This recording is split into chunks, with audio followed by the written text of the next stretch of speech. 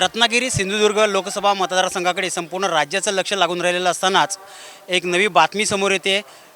पालघर लोकसभा मतदारसंघ हा सोडून ठाणे, रत्नागिरी आणि संभाजीनगर हे शिवसेना सोडल्याची माहिती मतदारसंघ हे शिवसेना सोडलेत अशी माहिती काही सूत्रांकडून मिळते। आपल्यासोबत आहेत माजी आमदार बाळासाहेब माने, आपण त्यांच्याकडनं जाणून घेऊया नेमकी काय परिस्थिती आहे।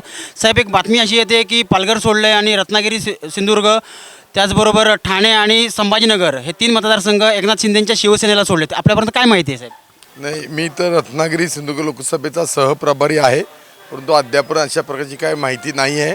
परंतु आम्हाला एवढं मात्र माहिती आहे की आम्ही या ठिकाणी रत्नागिरी सिंधुदुर्ग जिल्ह्यामध्ये राणेसाहेबांच्या नेतृत्वाखाली केंद्रीय मंत्री नारायणरावजी राणेसाहेब आणि महाराष्ट्रातले मंत्री आमचे बांधकाम मंत्री रवींद्रजी चव्हाण साहेब यांच्या नेतृत्वाखाली गेली 2 वर्ष महाविजय 2024 भारतीय जनता पार्टीचं कमळ निशाणीसाठी आम्ही काम करतोय आणि त्यामुळं आम्हाला याच्या संदर्भातलं काही नेमकं माहिती नाही।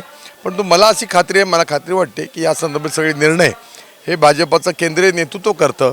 माननीय पंतप्रधान नरेंद्रजी मोदी, माननीय अमितभाई शहा, माननीय जगतप्रकाश नड्डाजी, आणि त्यामुळं हे सगळं जे काही निर्णय प्रक्रिया आहे भारतीय जनता पार्टीची ती दिल्लीमधून त्या ठिकाणी होत असते। साधारण हे जो काही तिढा निर्माण झाला आहे ह्या उमेदवारीवरून, तर नेमका कधी सुटेल? कारण आता दिवस कमी उरलेत, प्रचारासाठी दिवससुद्धा कमी मिळणार आहेत पुढे, तर हा तिढा नेमका कधी सुटेल असे आपल्याला वाटतं? नाही, 2 विषय आहेत। तुमचं म्हणणं तिढा कधी सुटेल आणि प्रचाराला कमी दिवस आहेत, तर मुळात कोणत्याही प्रकारचा तिढा नाही आहे। देशामध्ये नरेंद्र मोदींच्या नेतृत्वाखाली राष्ट्रीय लोकशाही आघाडी म्हणून आम्ही ह्या निवडणुकीला सामोरं जातोय। फिर एक बार मोदी सरकार और अब की बार 400 पार हा आमचा नारा आहे। आता दुसरा विषय असा राहिला की निवडणुकीला कमी दिवस राहिलेत। खरं तर आता टेक्नॉलॉजी आल्यामुळे प्रचाराची जी यंत्रणा आहे ती सहज सुलभ झाली। पूर्वीच्या काळामध्ये तंत्रज्ञान नव्हतं आणि त्यामुळं प्रचाराकरता कॅम्पेनिंगसाठी उमेदवाराला किंवा पक्षाला, राजकीय पक्षाच्या कार्यकर्त्यांना गावोगावी जाण्याकरता वेळ लागायचा, परंतु आता तंत्रज्ञानामुळे सोपं झालं आहे। आणि भारतीय जनता पार्टीचं तर गेले 2 वर्षापासून महाविजय 2024 सबका साथ सबका विकास आणि सबका विश्वास फिर एक बार मोदी सरकार हे कॅम्पेनिंग ऑलरेडी आम्ही केलेले आहे। बूथ सशक्तीकरण अभियान केलेलं आहे। मेरा बूथ सबसे मजबूत, बूथ जीतेगा चुनाव जीतेगा हा मंत्र आम्हाला माननीय अमितभाई शहानी दिलेला आहे। तेव्हा आमची तयारी यापूर्वीच सगळी झालेली आहे। जनतेपर्यंत आम्ही चाललो आहे। आतासुद्धा मी चाललो आहे रत्नागिरी शहरामध्ये। आमचा त्या ठिकाणी नमो संवाद कार्यक्रम त्या ठिकाणी आहे।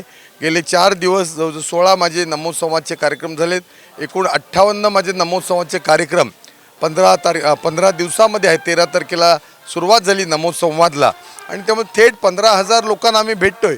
त्यामुळे उमेदवार हा काय भारतीय जनता पार्टीचा विषय नसतो, पर्सन नाही पार्टी हे भारतीय जनता पार्टीचं ब्रीदवाक्य आहे आणि त्यामुळे पक्ष संघटना जो आदेश देईल, जो उमेदवार देईल तो आमचा उमेदवार असणार आहे। जी माहिती फिरते ती अफवा समजायची नाही, शेवट लोकशाही आहे आणि सोशल मीडिया आता आहे, तेव्हा जी माहिती फिरते ती फिरण्यासाठी आम्ही काही त्याच्यावर हस्तक्षेप करू शकत नाही की आमचं काही ऑब्जेक्शन नाही।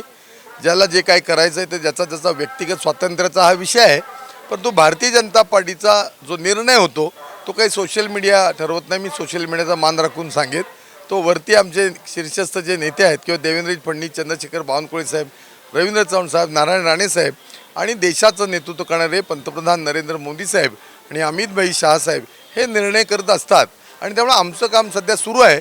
मी पण आता चाललो आहे नमो संवादला पर्यटन प्रभाग क्रमांक 1 मध्ये। मी सगळ्या रत्नागिरीकरांना विनंती करेन 17, 18, 19, 20 4 दिवस संध्याकाळी 5 ते 10 असे नमो संवादचे कार्यक्रम आहेत। यापूर्वीसुद्धा गाव चलो घर चलोच्या अभियानाच्या माध्यमातून रत्नागिरी शहरामध्ये मी जवळजवळ 8,000 कुटुंबांना भेटलो आहे। त्यामुळे भारतीय जनता पार्टीला प्रचार आणि संपर्क हे यापूर्वीच सुरू झालेलं आहे।